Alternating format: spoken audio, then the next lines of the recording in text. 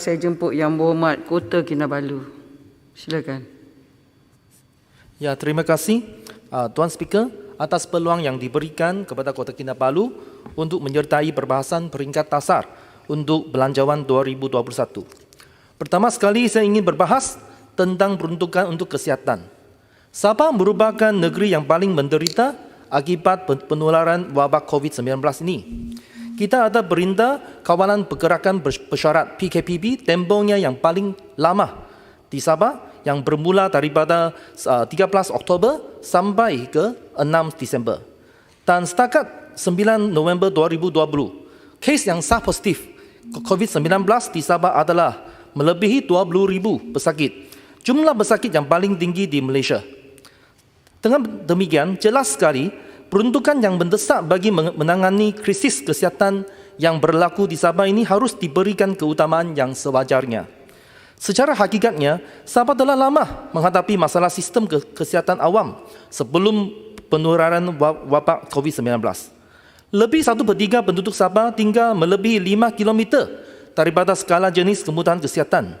Kekurangan pakar dan peralatan berubatan memaksa pesakit yang ingin menerima rawatan atau rawatan lanjutan terpaksa dirujuk ke hospital kerajaan yang berada jauh dari rumah kediaman. Setakat ini terdapat 24 hospital kerajaan dan 300 klinik kesihatan kerajaan di seluruh Sabah, tapi masih tak dapat menampung sepenuhnya keperluan rakyat negeri ini. Nisbah rasmi doktor dengan penduduk di Sabah yaitu 1 doktor kepada 856 pesakit, 856 penduduk berbanding dengan 1 kepada 454 pada peringkat nasional. Menimbulkan cabaran kepada hospital dan barisan hadapan apabila kes baru COVID-19 meningkat mendadak setiap hari. Ramai anggota kesihatan dan frontliners di Sabah terjangkit. Barisan hadapan yang sihat terpaksa bekerja lebih masa dan secara berterusan bagi menampung keperluan pekerja kesihatan terutamanya di hospital di sekitar Kota Kinabalu, Sandakan, Latatu, Sempurna dan Tawau. Hospital kerajaan di sekitar Kota Kinabalu dan Sandakan pula terpaksa menutup klinik bakar bagi memberi tumpuan sepenuhnya kepada pesakit COVID-19. Atas yang seketika sampai 72% daripada intensive care unit ICU telah occupy. Ini mungkin menyebabkan ada juga pesakit dengan penyakit kronik yang lain tak dapat menerima rawatan yang sewajarnya. Disebabkan kekurangan infrastruktur kesihatan, baik alat ujian, saringan atau katil pesakit. Dilaporkan pernah lebih 10,000 backlog ujian pernah tertangguh seketika dan kita pun ada 34 PKRC, pusat kuarantin dan rawatan berisiko rendah yang diubah sesuai dari berbagai jenis aset kerajaan seperti Dewan Serbaguna, stadium dan sebagainya untuk mengatasi kegangan tersebut. Saya merakamkan ribuan penghargaan saya terhadap Kementerian Kesihatan Malaysia KKM yang telah bertungkus lumus meningkatkan keupayaan mereka untuk menangani situasi di Sabah. So di sini di atas soalan siapa yang takut mati itu. Selain menambah kapasiti katil untuk pesakit, ratusan anggota perubatan dan kesihatan awam dari merata Malaysia turut dikerahkan ke Sabah bagi membendung situasi penularan pandemik di sana. Namun persoalannya, apakah rancangan dan tindakan kerajaan persekutuan untuk mendekatkan jurang atau gap sistem kesihatan awam di Sabah dengan peringkat nasional dalam jangka masa panjang? Ini yang lebih penting. Dan saya rasa daripada kita mempersoalkan di manakah Ketua Pengarah Kesihatan atau Menteri apabila berlakunya penularan wabak di Sabah, lebih penting kita nak tanya di manakah peruntukan untuk kesihatan di Sabah. Dan dalam Belanjawan 2021 yang dibentangkan Jumaat lalu, tiada data pemecahan ataupun breakdown dengan izin perbelanjaan pembangunan bagi penjagaan kesihatan mengikut negeri-negeri. Saya ingin memohon agar Menteri Kesihatan boleh memberikan maklumat pecahan tersebut, terutama Sabah yang amat memerlukan peruntukan tersebut. Kerajaan harus menyediakan kemudahan kesihatan baru, menaik taraf kemudahan kesihatan sedia ada di seluruh Sabah dan memperkenalkan skim yang khusus untuk Sabah supaya golongan yang memerlukan mendapat akses secara optimum dalam perkhidmatan kesihatan. Liputan penjagaan kesihatan asas di kawasan luar bandar juga perlu ditingkatkan dengan menyediakan klinik bergerak dan pengenalan semula perkhidmatan doktor udara flying doctor yang ditamatkan Jabatan Kesihatan Sabah pada 2016. Betapa baiknya kalau kita mansuhkan butiran jasa di bawah KKMM dan pintakan anggaran 85 juta ini ke KKM khusus untuk pembangunan kesihatan di Sabah. Bukankah Sabah yang merupakan rakan kongsi setara penumbuhan Malaysia lebih berlayak mendapat sumber kewangan yang lebih berbanding dengan unit propaganda parti pemerintah? Saya akan sokong belanjawan 2021 jika dapat pintaan ini. Memandangkan Sabah merupakan pusat bagi gelombang ketiga pandemik COVID-19, saya ingin mencatatkan bahawa rakyat di Sabah diberikan keutamaan untuk menerima vaksin COVID-19 yang dijangka tersedia pada tahun depan. Tuan Speaker, dengan krisis kesihatan yang berlarutan di Sabah, ia telah bermula dari arena kesihatan dan sekarang sampai ke arena sosio-ekonomi. Di Sabah ini memang kata kemiskinan antara yang tertinggi di seluruh Malaysia, 19,5% isi rumah tangga, berbanding dengan 5,6% peringkat nasional. Dan angka-angka tersebut belum termasuk rakyat yang baru jobless maupun pay cut. Apatah lagi dengan golongan yang tanpa dokumen sah. Dengan latar belakang tersebut adalah penting untuk memastikan perlindungan sosial dan kebajikan tersedia. Bantuan makanan merupakan tanggungjawab kerajaan yang paling asas. Terdapat ramai aduan dan keluhan dari rakyat bahawa penduduk yang terkurung di beberapa kawasan PKPD, Perintah Kawalan Pergerakan diperketatkan seperti di Tawau, Semporna dan Latadu, sukar mendapat bantuan makanan. Dan dilaporkan juga bahawa pada 3 November, Ketua Menteri Sabah yang amat berhormat Datuk Seri Hajiji memberi amaran keras kepada petugas di semua daerah di seluruh negeri supaya menyegerakan untuk menyampaikan bantuan makanan kepada penduduk yang terkesan akibat wabak ini. Ini membuktikan bahawa kerajaan GIS sendiri pun mengambil maklum terhadap proses pengagihan baku makanan yang kurang berkesan dan lewat sampai kepada penerima. Dan di sini saya ingin merayu dan menyuruh kepada kerajaan Perikatan Nasional, let us adopt all of government and whole of society approach dalam mentepani cabaran pandemik COVID-19. Ini kita bersama. Pihak pembangkang sudi membantu dalam pengagihan baku makanan yang bermisi humanitarian. Tuan Speaker, saya juga tertarik dengan pengumuman 100 juta ringgit Malaysia kepada Sedia Sabah Economic Development and Investment Authority untuk melengkapkan kemahiran baru kepada tenaga kerja yang terjejas teruk akibat penutupan kesempatan bagi pelancong asing agar memudahkan mereka mendapat peluang ke atas sumber pendapatan baru. Persoalan saya, bagaimanakah mereka yang berminat memohon untuk mendapatkan bantuan-bantuan ini? Apakah khusus kemahiran baru yang diperkenakan? Adakah Sedia akan menyediakan prosedur-prosedur yang jelas bagi memohon? Sila Menteri memberikan jawapan.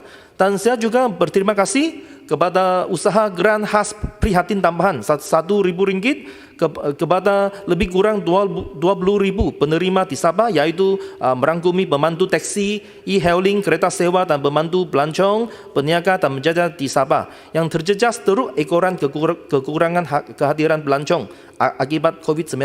Tapi di sini saya ingin menyuruh bahawa Menteri kena lihat kepada pemandu pas sekolah supaya yang panduan RM1,000 ini juga sampai kepada mereka. Dan juga ada laporan bahawa sampai sekarang yang RM600 yang diumumkan pada Mac lalu di bawah yang inisiatif prihatin itu, ada juga pemandu pas sekolah di Sabah belum menerima mereka. Dan namun masih ada golongan-golongan tertentu yang berasa yang geran khas tersebut tak cukup dan mendakwa belanjawan 2021 ini tidak menghargai sumbangan ekonomi dari sektor penerbangan, sektor hotel, sektor agensi pelancongan dan sektor hiburan dan seumpamanya ini. Dan di sini, Tuan Speaker, untuk memulihkan ekonomi di Sabah, kerajaan harus lebih banyak melabur pada projek pembangunan infrastruktur.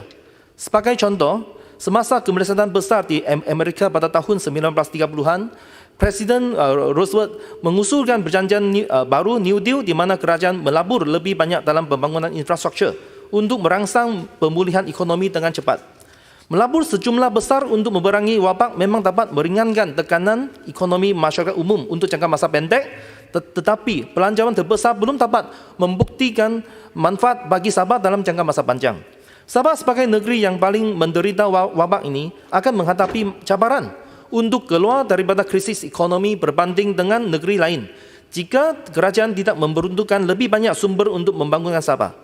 Kerajaan berkata harapan yang terdahulu meningkatkan dana pembangunan dari 4 bilion pada tahun 2019 kepada 5,2 bilion untuk tahun 2020 untuk Sabah.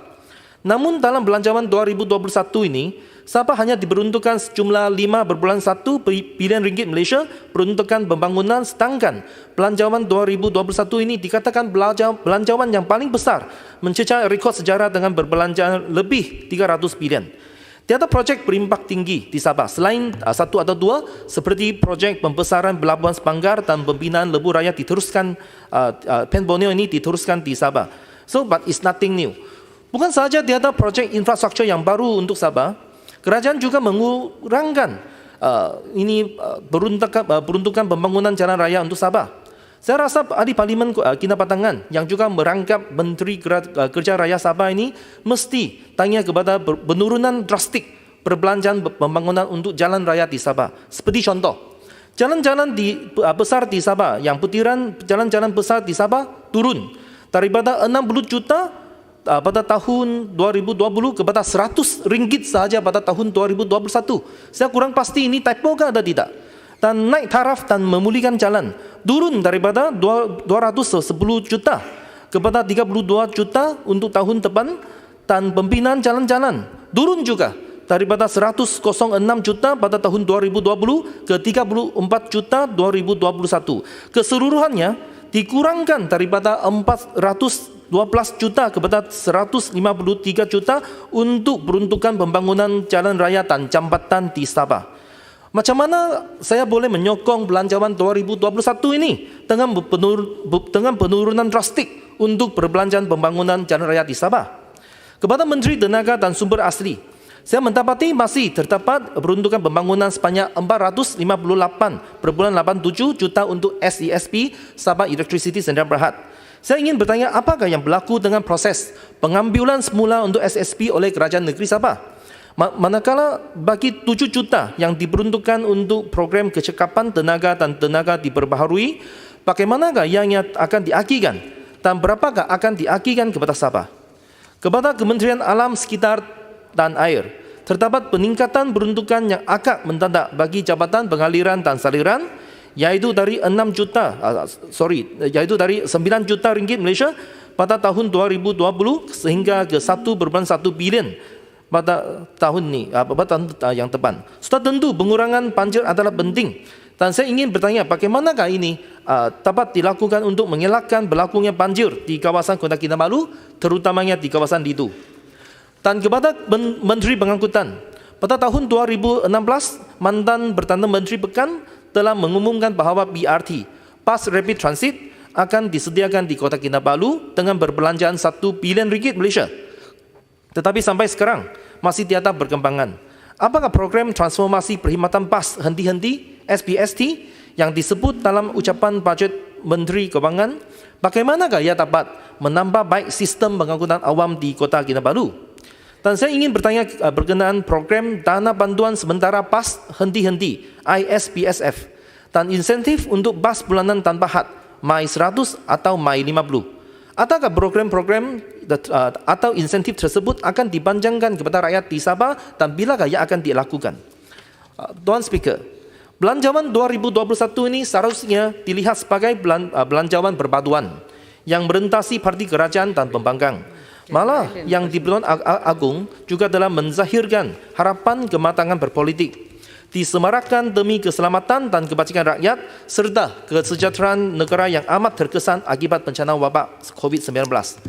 Dengan kata-kata demikian, saya berharap Kerajaan Perikatan Nasional dapat membuat pindahan belanjawan 2021 dengan mempertimbangkan 6 cadangan utama daripada Pakatan Harapan dari pihak sebelah sini, dan juga yang pentingnya melanjutkan tempo moratorium 6 bulan lagi dan memasukkan butiran jasa dan sebagainya.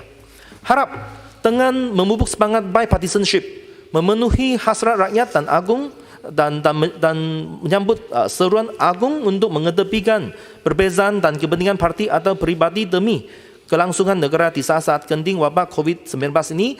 Dan saya mengesyorkan ini bermula dengan satu gesture yang baik daripada Perikatan Nasional supaya tidak bertanding di PRN sepatu sapi yang akan datang selepas peninggalan mantan Menteri Undang VK Liew.